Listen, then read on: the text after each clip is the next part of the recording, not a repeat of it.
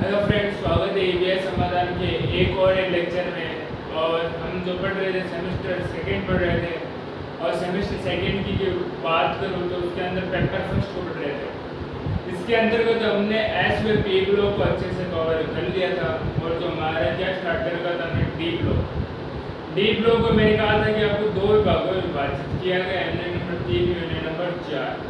और हमने कौन सी स्टार्ट करेंगे, यूनिट नंबर 3 स्टार्ट कर रखी थी, जिसके तहत हम क्या पढ़ने वाले थे कि उसकी संक्रमण श्रेणी होती है प्रथम संक्रमण श्रेणी, अर्थात मैं बात करूँ 3D श्रेणी की, उसकी बात करते हैं।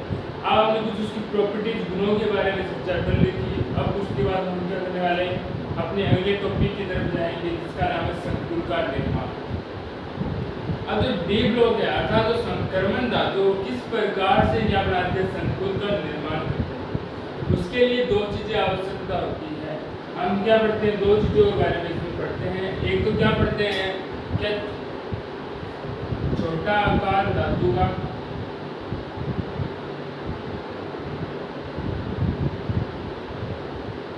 और जो एक और चीज पढ़ते हैं वो क्या पढ़ते हैं, इसके अंदर एक छोटा इसमें आकार पढ़ते हैं धातु का, और एक डी रिक्त कक्षा।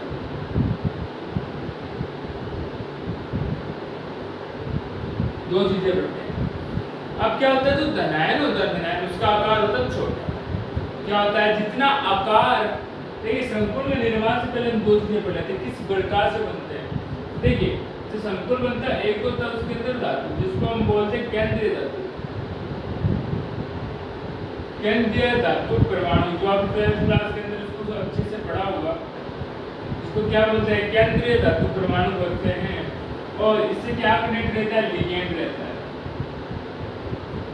कनेक्ट क्या रहता है, लिगेंड रहता है। केंद्रीय धातु परमाणु को आपको पता है ये ग्राही होता है, ग्रहण करने वाला होता है, ये दाता परमाणु होता है। ये क्या होता है, दाता परमाणु होता है, अर्थात दान करता है। क्या दान करता है, ऋणावेश चार्ज। अब इसके जो केंद्रीय धातु परमाणु है उसके छोटे आकार के होने के कारण ये क्या होता है, उच्च आवेशित होता है। क्या होता है, उच्च आवेशित। उच्च आवेशित होने के कारण इसको क्या करता है, ये आवेश को क्या करता है, अधिक मात्रा में ग्रहण करने की क्षमताएं बन जाती है। छोटा आकार होने के कारण इसको उच्च आवेशित होता है, जिसके कारण इसको आवेश ग्रहण करने की प्रवृत्ति बन जाती है, जिससे क्या बनता है, लिगेंड के साथ जुड़कर क्या बनता है, संकुल का निर्माण करता है। दूसरी बात करें डी रिक्त कक्षक। अब डी के पास क्या होता है, रिक्त कक्षक होते हैं। क्या होते हैं, रिक्त कक्षक। इस प्रकार से आपको पता होगा कि उसके अंदर एक भी आयनिक इलेक्ट्रॉन है, तो उसके पास कहीं ना कहीं क्या होगा, रिक्त डी कक्षक होगा। इसके अलावा उसके पास होते हैं पी व एस के अंदर भी जो होते हैं रिक्त कक्षक होते हैं, जिसके अंदर कोई भी ऋणावेशित तत्व है, ऋणावेश आकर उसके अंदर क्या होता है, चला जाता है, जिसके कारण वो क्या बनाते हैं, संकुल बना लेते हैं। देखिए डी के पास क्या होता है, रिक्त कक्षक होते हैं। एस व पी के पास भी होंगे, जिसके अंदर ऋणावेश आ जाता है और वो संकुल का निर्माण करते हैं। अगर मैं बात करूँ किसी के sp3 वो रिक्त है तो क्या बनाता है, चतुष्फलकीय बनाता है। क्या बनाता है, चतुष्फलकीय बनाता है। अगला जो टॉपिक है हमारा चुंबकीय आवरण। चुंबकीय आवरण कुछ दो गतियों पर निर्भर करता है। एक गति की बात करें उसे करेंगे चक्रण गति, दूसरी बात करें तो कक्षीय गति। इसकी बात करते हैं, एक तो बात करते हैं हम चक्रण गति, दूसरी बात करते हैं कक्षीय गति की बात करते हैं। अब कक्षीय के जिस प्रकार से आपने सूर्य देखा होगा, सूर्य के चारों ओर पृथ्वी एक कक्षा का चक्कर करती है, उसी प्रकार से ये जो नाभिक होता है, इस नाभिक में जो बाह्य बाह्यतम जो कक्षा होती है उसके अंदर इलेक्ट्रॉन भी क्या करता है, एक निश्चित कक्षा में क्या करता है, उसका चक्कर लगा रहा होता है, जो क्या कहलाती है, कक्षीय गति कहलाती है। चक्रण गति की बात करें इसको बोलते हैं अक्षीय गति भी बोलते हैं। चक्रण गति क्या बोलते हैं, अक्षीय गति, अर्थात अपने अक्ष में वो क्या करती है, घूर्णन करती है, चक्कर लगाती है। पृथ्वी अपने घूर्णन पर अपने अक्ष पर घूर्णन करती है, उसी प्रकार से क्या होता है, इलेक्ट्रॉन भी अपने क्या करता है, अक्ष पर घूर्णन करता है, जिसको क्या बोलते हैं, चक्रण गति बोलते हैं। जो कक्षीय गति होती है उस गति को कक्षीय चुंबकीय आवरण भी बोलते हैं। और इसे बोलते हैं चक्रण चुंबकीय आघूर्ण कहते हैं। इसे क्या बोलते हैं? कक्षीय चुंबकीय आघूर्ण बोलते हैं। क्या बोलते हैं? कक्षीय चुंबकीय आघूर्ण। इसको क्या बोल दोगे आप? चक्रण चुंबकीय आघूर्ण।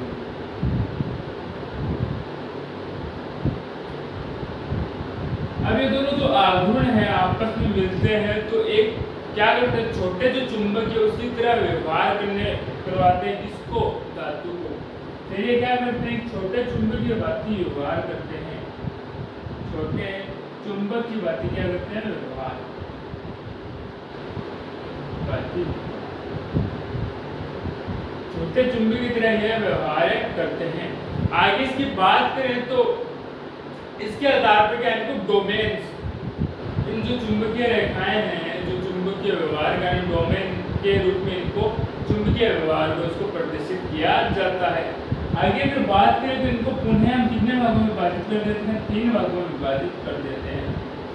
एक आता है प्रतिचुंबकीय पदार्थ, फिर आता है अनुचुंबकीय, फिर क्या आता है? लोह चुंबकीय।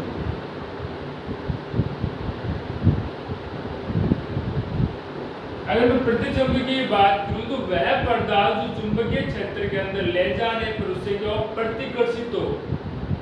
क्या हो? प्रतिकर्षित हो तो उन्हें क्या कहते हैं? प्रतिचुंबकीय पदार्थ कहते हैं। इस प्रकार के जो गुण होते हैं उसे प्रतिचुंबकत्व गुण कहते हैं। क्या गुण कहते हैं? प्रतिचुंबकत्व गुण कहते हैं। अगर मैं बात करूं जो प्रतिचुंबकीय जो पदार्थ है उसके अंदर बात करूं तो उसके अंदर अयुग्मित इलेक्ट्रॉन नहीं पाए जाएंगे, केवल और केवल क्या पाए जाएंगे? युग्मित इलेक्ट्रॉन पाए जाएंगे। क्या पाए जाएंगे? युग्मित इलेक्ट्रॉन पाए जाते हैं। फिर बात करोगे तो इसके अंदर ये क्या पाए जाते हैं? युग्मित इलेक्ट्रॉन। अगर मैं इसकी बात करूं अनुचुंबकीय पदार्थ, जिस प्रकार से प्रतिचुंबकीय पदार्थ की चुंबकीय क्षेत्र पर ले जाने पर उससे क्या होते हैं? प्रतिकर्षित होते हैं। उसी प्रकार से मैं अगर बात करूं इन पदार्थों को ले जाने पर ये क्या होंगे? चुंबकीय क्षेत्र से क्या होंगे? आकर्षित होंगे।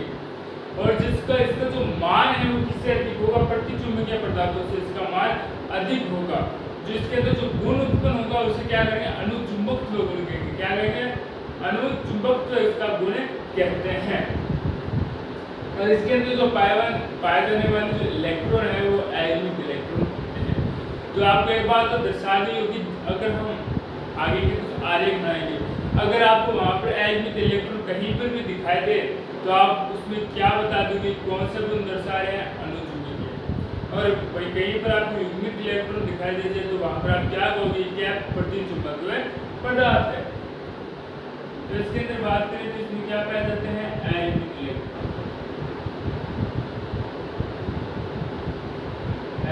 इलेक्ट्रॉन। अब बात करते हैं लोह चुंबकीय पदार्थ। इसकी बात करते हैं लोह चुंबकीय। सेम जो अनुचुंबकीय जो पदार्थ है उसके जैसे बारे में बात की थी उसी प्रकार से कहते हैं लोह चुंबकीय पदार्थ होता है, परंतु इसकी क्या थोड़ी सी विस्तृत होता है। इसके अंदर क्या होता है कि जो चुंबकीय क्षेत्र जिसके अंदर आप रखोगे उसको तो उसके रूप में क्या होगा? प्रबल रूप से आकर्षित होगा। क्या होगा? प्रबल रूप से आकर्षित होगा। जिसके जो डोमेन है वो सारे डोमेन समान दिशाओं में होंगे। डोमेन क्या होंगे? सभी समान दिशा में आपको देखने को मिल जाते हैं। इसमें जो बात याद रखनी हो गए डोमेन समान दिशा, डोमेन समान दिशा। और बाकी जो सेम बातें हैं वो उसकी है। इसके कुछ एग्जाम्पल याद रखना। लोह चुंबकीय आयरन है, कोबाल्ट है और निकल है। और सबसे जो महत्वपूर्ण इसका आपको दिखाई देता है वो क्या दिखाई देता है? Fe अर्थात क्या दर्शाता है? आयरन इसका लोह चुंबकीय सबसे प्रमुख गुण ये दर्शाता है लोह चुंबकत्व का। आगे हम बात करते हैं चुंबकीय आघूर्ण को किससे दर्शाता है। चुंबकीय आघूर्ण को हम म्यू के द्वारा दर्शाते हैं। इसको n+2 के द्वारा दर्शाया जाता है। और अगर बात करें तो इसको बोर मैग्नेटोनोट के रूप में रखा जाता है। इसमें बोर मैग्नेटोनोट के रूप में रखा जाता है। और यहाँ पर जो आपको n दर्शाया गया है यह है अयुग्मित इलेक्ट्रॉनों की संख्या है। क्या है? अयुग्मित इलेक्ट्रॉनों की संख्या है। एक बार बिना प्रोटॉन की इसके बारे में, कुछ एग्जाम्पलों के बारे में बात करेंगे, किस प्रकार से हम पता करेंगे उसके अंदर कितने अयस्क इलेक्ट्रॉन हैं, और फिर किस प्रकार से हम उसके चुंबकीय आघूर्ण को निकालेंगे। अब जो हम बात करने वाले हैं, हम क्या बात करेंगे, कुछ जैसे आपको एग्जाम्पल आपको दिखाई दे रहे हो बोर्ड पर, उनकी हम क्या बात करेंगे, चुंबकीय आघूर्ण के बारे में बात करेंगे। इसके बारे में बात करेंगे चुंबकीय आघूर्ण, लेकिन किस प्रकार से निकालते हैं चुंबकीय आघूर्ण। आपको पता होगा ये तो है उसके अंदर अयस्क इलेक्ट्रॉन, तो हमें सर्वप्रथम क्या करना होगा, अगर आपको ये एग्जाम्पल है तो आपके पास, तो हमें उसके अंदर अयस्क इलेक्ट्रॉनों की पहचान करनी होगी। किस प्रकार से कर सकते हैं, तो आपको पता होगा कि हम ना प्रथम संक्रमण श्रेणी है उसको कुछ इस प्रकार से 3d4s के रूप में भरते हैं, और ये हमारे पास जो आर्गन है वो 18 होता है। इसके लिए आपको ये भी पता होना चाहिए वेडेनियम वितरण प्रथम, मतलब प्रथम संक्रमण जो श्रेणी है उसके सभी तत्वों के नाम आपको कंठस्थ होने चाहिए, याद होने चाहिए। स्कैंडियम बात करता हूँ मैं, टाइटेनियम की बात करता हूँ, वेडेनियम। तो 23 नंबर पर आता है परमाणु क्रमांक की अगर मैं बात करूँ तो कितने नंबर पर आता है, ये 23 नंबर पर आता है। तो 23 पर आता है, तो उसको बनने की मैं बात करूँ तो आर्गन 18 है, 18 और मैं बात करता हूँ तो 20 और ये हो जाता है 23। आर्गन वेडेनियम के अंदर कोई भी अपवाद नहीं था, अपवाद केवल क्रोमियम और कोबाल्ट के अंदर था। अब देखते हैं हम इसमें कितने इलेक्ट्रॉन निकालने, 4 निकालने, कितने निकालने, 4। अगर मैं 4 निकालने की बात करूँ तो इसमें से आप 4 निकाल लीजिए, इससे पहले तो 80 निकल जाते हैं, फिर 3d के यहाँ पर 3d1, तो यहाँ पर आपको अयस्क इलेक्ट्रॉन कितना दिखाई दे रहा होगा, 1 दिखाई दे रहा है। तो पहली बात मैं करूँ, एक हो गई। अगर आप उसको हल कर लेते हो, सिंपल ट्रिक है, अगर मैं आपको ट्रिक बताता हूँ जिसके आप इसको पूरे को हल नहीं करना पड़ेगा। देखिए अगर एक कहीं पर भी आता है अयस्क इलेक्ट्रॉन तो उसका मान होगा 1.7। अगर कहीं पर अयस्क इलेक्ट्रॉन की संख्या 2 आती है तो उसका मान होगा 2.8। यही 3 की बात करूँ तो उसका 3.8, 4 की बात करोगे 4.9, और 5 की बात करोगे 5.9। ये टेबल अच्छे से इसको याद कर लीजिए, नोट डाउन कर लेना इसको। यहाँ पर जो है अयस्क इलेक्ट्रॉनों की संख्या, अयस्क इलेक्ट्रॉनों की संख्या, ये क्या हो जाएगा, म्यू का क्या हो जाएगी, ये मान बहुत ईजी सी है। पहले तो आप सही पर सभी के पास जितना इसका मान उतना तो आने आना है, फिर यहाँ से आप सिर्फ कुछ याद कर ले, 7 7 की बात 8 18 2 में 2 11 बहुत आसानी से इसको याद कर सकते हैं। तो हमारे पास अयस्क इलेक्ट्रॉन के जितना यहाँ पर 1 है तो इसका मान क्या होने वाला है, 1.7। बस ये हो गया, इतना सिंपल सा है ये पहला वाला। अगर मैं दूसरे की बात करता हूँ तो दूसरे में देखिए टाइटेनियम प्लस 3 है। टाइटेनियम की बात करते हैं स्केडियम, और टाइटेनियम 22 पर आता है, कितने पर आता है, 22 पर। तो मैं यहाँ पर कर लेता हूँ 22 पर आता है, कितने पर आता है, 22 पर। तो उसको थोड़ा और सही कर लूँ तो ये आ जाता है इतने पर, 18 तो 22 हो रहा है। तो इसमें आप कितना दिखाई दे रहा है आपको, +3 कितने दिखाई दे रहे हैं, +3 की बात करता हूँ। तो +3 की इसमें बात करो आप तो ये हो जाते हैं हमारे पास 20 और 22। तो इसमें से 3 निकालने हैं आपको, 3 निकालने को कितने बचेंगे, +1 बचेगा, कितना बचेगा, +1 बचता है। तो अयस्क इलेक्ट्रॉन के अंदर भी कितना है, 1 है, सेम आप इस तरीके से निकाल सकते हो। क्रोमियम की बात करते हैं हम, क्या जाएगा, सेम हो जाएगा। अब मैं बात करता हूँ क्रोमियम की, इसके बाद करता हूँ क्रोमियम की बात करता हूँ। क्रोमियम देखिए आता है 24 पर, कितने पर आता है, 24 पर आता है। तो यहाँ पर आप कितने उसको बढ़ा जाता है क्रोमियम को, क्रोमियम को जो बढ़ते हैं तो कुछ इस प्रकार से बढ़ते हैं, 4s1 और 3d5 के रूप में इसको बढ़ते हैं। यहाँ पर आपको क्रोमियम +3 दिखाई देगा, कितने दिखाएगा, क्रोमियम +3, मतलब यहाँ से हमें कितने निकालने हैं, 3 निकालने हैं। एक तो निकल जाता है इससे ऐसे बचते हैं 2, यहाँ से 2 निकल जाते हैं। यहाँ पर कितनी है अयस्क इलेक्ट्रॉन संख्या, 3 दिखाई दे रही होगी। तो इसमें अगर मैं मान रख देता हूँ 3 + 3 + 2, इसकी वैल्यू कितनी आ जाती है 3.8 इसके अनुसार। उसी प्रकार से अगर आप आयरन प्लस टो की बात करते हो, आयरन आपको पता होगा 26 नंबर पर आता है। कितने नंबर पर आता है? 26 नंबर पर आता है। अगर मैं इसको आयरन को भरने का प्रयास करूं 25 और ये होता है 26, इसमें आपको +2 दिखाई दे रहा होगा। कितने दिखाई देगा? +2 की मैं बात करूं, अब बात करें तो 1-2 इलेक्ट्रॉन तो यहाँ से निकल जाते हैं। कहाँ से निकल जाते हैं? यहाँ से। तो इसके पास बचते +4, इससे S से नहीं निकलते हैं। तो F की इलेक्ट्रॉन संख्या कितनी है? F+2 के अंदर 4 है, तो इसका मान कितना हो जाएगा? Fe+2 के बाद। इसी प्रकार अगर मैंगनीज का आप निकालते हो, मैंगनीज के अंदर बचते हैं 5 आयनिक इलेक्ट्रॉन, उसका मान कितना हो जाएगा? 5.9। उसका मान कितना हो जाएगा? 5.9 हो जाता है। ठीक है, इनके लिए आपको एक सिंपल सी ट्रिक है, आप केवल और केवल प्रथम संक्रमण श्रेणी के सारे तत्वों को एक बार अच्छे से याद करना। ये स्टार्ट 21 से होते हैं, 22, 23, 24, 25, 26, 27, 28, 29। और अगर इस आप ये याद कर लेते हैं, आपका एक इलेक्ट्रॉन का पता चलता है, तो ये बहुत आसानी से निकाल सकते हैं। और सभी की जो मात्रा होता है बहुत मैग्नेटो के रूप में होता है। आगे जो हम बात करने वाले समन्वय संख्या है, ज्यामितीय बात करते हैं। समन्वय संख्या क्या होती है?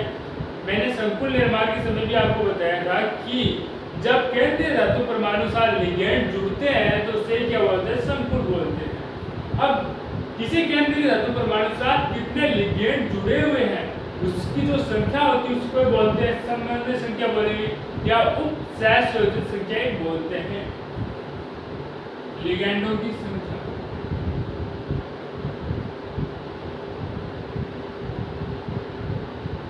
जो धातु परमाणु साथ जुड़ी साथ उसको क्या, उसको और हम क्या बोल सकते हैं? उपसहसंयोजक संख्या।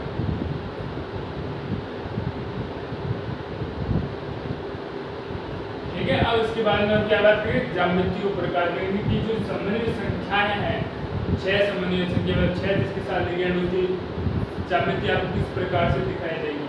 ठीक है, अगर मैं बात करूं तो 2 प्रकार से इसको विभाजित करते हैं, समन्वय संख्या 4 और समन्वय संख्या 6।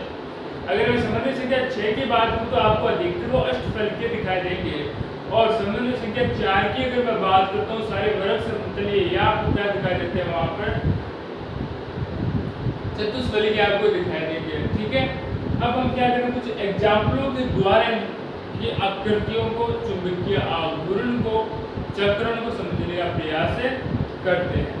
अगर आपको पहले एग्जाम्पल दिख रहा होगा FeCN-4, तो पहले आपको इसको क्या निकालना आना चाहिए? ऑक्सीकरण निकालना आना चाहिए। 12th क्लास में आशा करता हूँ अपने ऑक्सीकरण जो अवस्था थी और सारी से समझी होगी, अच्छे से निकाली होगी। अगर मैं ऑक्सीकरण अवस्था की बात करता हूँ तो इसको क्या मान लेता हूँ? मैं x मान लेता हूँ। केंद्रीय धातु परमाणु को हमेशा हमेशा क्या माना जाता है? x माना जाता है। और यहाँ पर आपको Cn का आवेश पता होना चाहिए, कितना होता है? -1 होता है, -6 हो गया, ये कितना हो गया? -6, और इक्वल टू क्या जाएगा? -4। तो इसको आप हल करते हो, -4 + 6, x की वैल्यू कितना देती है? अर्थात ऑक्सीकरण अवस्था कितनी आ गई? इसकी 2 आ गई। ऑक्सीकरण 2 अवस्था आने का मतलब है ये थोड़े से आपको प्रबल रूप से दिखा रहे हैं, मतलब जो में इलेक्ट्रॉन आपको दिखाई दे रहे होंगे वो सारे क्या होते हैं? युग्मित हो जाते हैं। क्या हो जाते हैं? युग्मित हो जाते हैं। अगर मैं Fe की बात करता हूँ, केवल मैं क्या बात करता हूँ? Fe की। जब मैं Fe की बात करता हूँ इसके अंदर आपको 2 चीजें दिखाई देगी, एक तो 3D दिखाई देगा, एक आपको अगर मैं बात करूँ तो यहाँ पर आपको स्टोरेज दिखाई देगा, तो यहाँ पर एक दिखाई देगा।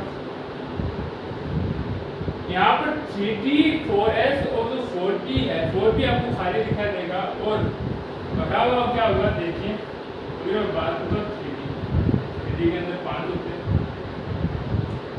S के अंदर 1 होता है, P के ये सामान्य अवस्था है इसकी। अब हमें इलेक्ट्रॉन बनना पता है आपको। Fe कितने नंबर पर आता है? Fe आता है 26। Fe कितना पर आता है? 26 पर। इसकी ऑक्सीकरण अवस्था कितनी? 2 है, तो आपको Fe+2 निकालना होगा। पहले हम सामान्य रूप से निकाल लेते हैं, फिर हम निकालेंगे Fe+2 निकालते हैं, ठीक है। सामान्य स्थिति बात करूं तो 26 पर आता है, 26 पर, अर्थात अभी हमने भरा था इसको आर्गन 3D4S2, इसको 20 और ये 26 पर देते हैं। आप देख रहे हो सभी डी के अंदर कितने इलेक्ट्रॉन अच्छे। तो पहले क्या होता है, इसलिए आपने अच्छे से लेक्चर देखा होगा, मैंने कहा था कि सभी पहले तो आपको एक एक इलेक्ट्रॉन भरने हैं, सभी के अंदर एक एक इलेक्ट्रॉन भरा जाता है। फिर क्या करते हैं हम सब, उन्हें फिर से स्टार्ट करते हैं इसको 6। डी के अंदर मैंने 6 बन लिए। एस की बात करता हूँ, मैंने 2 बन लिए हैं और बी खाली है। अब मुझे क्या निकालना है? Fe+2। जब मैं Fe+2 निकालता हूँ तो इससे 2 इलेक्ट्रॉन निकलते हैं। वो निकलते कहाँ से? S से। कहाँ से निकलते हैं? S से निकलते हैं।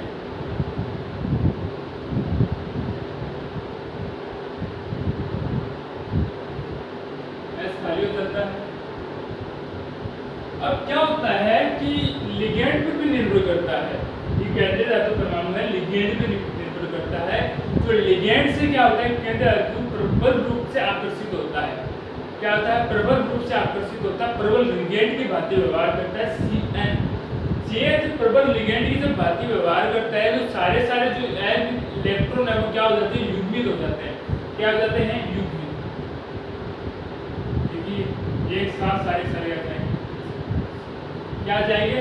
इस प्रकार से आ जाते हैं। ये एस तो खाली है। और संकरण की बात करूं, देखिए ये वाले 2 एक ही है और ये 3, तो D2sp3, इसका संकरण क्या होता है? D2sp3 होता है। संकरण की बात कर ली हमने, D2sp3 होगा। और आकार मैंने कहा था कि जो भी संख्या 6 वाले होते हैं वो सारे क्या होते हैं? अष्टफलकीय। आकार की बात कर लीजिए, अष्टफलकीय होता है ये, ठीक है। चक्रण बात करोगे तो इसका आंतरिक चक्रण कहा जाता है। डी कक्षक आंतरिक अर्थ क्या होता है कि डी कक्षक के क्या होते हैं? हम आंतरिक वाले मतलब आंतरिक भाग के हमने D3D को प्रयोग किया है। अगर हम 4D को प्रयोग कर रहे होते तो वहां पर आपका जाता बाह्य, ठीक है। चक्रण की बात कर लीजिए, चक्रण निम्न में आंतरिक, ठीक है। अब चुंबक के गुण की बात करते हैं इसके अंदर। तो यहाँ पर आपको कोई भी एक इलेक्ट्रॉन नहीं दिखाई दे रहा, सारे युग्मित है, तो ये क्या होता है? प्रतिचुंबकीय।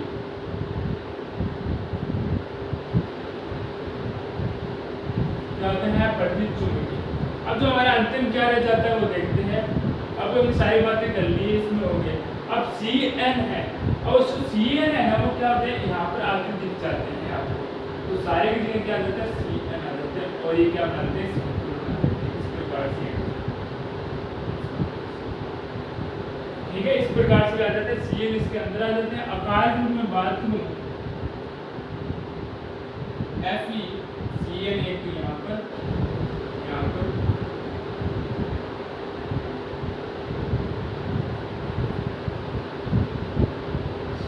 ठीक है। ये कुछ इस प्रकार से संतुलन का निर्माण कर लेते हैं। इस प्रकार से ठीक है। इस प्रकार से क्या बनाते हैं? आकार बनाते हैं। 6 आपको दिखाते हैं, ठीक है। अब मैं क्या बात करता हूँ? Fe6 की बात करता हूँ। अगर इसकी बात करता हूँ तो सर्वप्रथम इसमें से हमें निकालना था ऑक्सीकरण अवस्था। इसके पुनः हम क्या निकालते हैं? ऑक्सीकरण अवस्था निकालते हैं। तो सेम निकालेंगे तो यहाँ पर देखिए F के पास भी जो आवेश वो ऋणात्मक होता है। कितना था? ऋणात्मक, तो -6 हो जाता है यहाँ पर, और बाहर क्या? -3। तो आप उसको हल करोगे, इसकी ऑक्सीकरण अवस्था कितनी आएगी? 3 आती है। कितनी आती है इसकी अवस्था? 3 आती है। अब जो F है वो है दुर्बल रूप से लिगेंड से क्या होगा? दुर्बल रूप से आकर्षित होगा, दुर्बल रूप से उससे आकर्षित होगा, दुर्बल लिगेंड की व्यवहार की तरफ व्यवहार करता है F, ठीक है। तो पहली सामान्य स्थिति कुछ इस प्रकार से आएगी और जहां पर हमने Fe + 2 निकाला तो यहाँ पर आएगा Fe + 3। Fe + 3 की मैं अगर बात करूं तो दो तो यहाँ से निकल ही जाते हैं और एक यहाँ से निकल जाता है, यहाँ से निकल जाता है। तो इसके अंदर बात करोगे तो पहले तो डबल बॉन्ड दिखाई दे रहा है ना, वहां पर सिंगल बॉन्ड हो जाएगा और 5 इसके अंदर बढ़ जाएंगे। इसके अंदर आप 3D की बात करते हैं, 4S की बात करेंगे, 4P की बात करेंगे और यहाँ पर हम बात करते हैं 4D की। इसकी बात करते हैं, 4D की भी बात करते हैं। ये तो देखो पूर्णतः भरा हुआ है, दुर्बल लिगेंड की तरह व्यवहार करता है, तो इसके अंदर सारे आयोजित नहीं हो, ठीक है, पिगमेंट नहीं हो, सॉरी। तो यहाँ पर संकरण की बात करते हैं तो यहाँ पर SpB2 इस प्रकार से संकरण दर्शाता है, ठीक है। सेम होगा इसका भी, ये सर क्या आपको दिखाई देगा। तो चक्रण की बात करते हैं तो बाह्य व उच्च चक्रण, इसका क्या होता है, बाह्य व उच्च चक्रण हो जाता है। तो यह एक इलेक्ट्रॉन दिखा देना तो क्या होने वाले, सारे अनुचुंबकीय होंगे, क्या होंगे, सारे अनुचुंबकीय आपको दर्शाएंगे। और संरचना की बात कर लीजिए, कुछ नहीं करना आपको, जहाँ Fe है, CN दिखा दे रहा वहां पर केवल F जोड़ दीजिए, इस प्रकार से।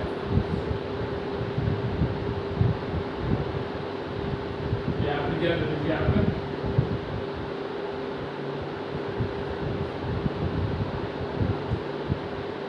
यहाँ पर आपको -3 करना है और यहाँ पर आपको -4, ठीक है।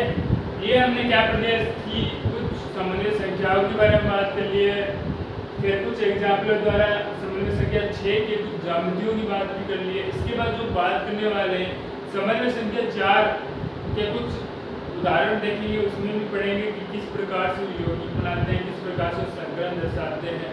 एक बार आप इसको अच्छे से नोट डाउन कर लीजिए। बच्चों मिलते हैं आपको एक नए और लेक्चर में, ठीक है। लगातार रिवीजन करते रहिए, कुछ भी समझ में नहीं है कमेंट्स बॉक्स में मुझे लिख दीजिए, आने वाली क्लास में आपको जरूर उसका सलूशन दिया जाएगा, ठीक है।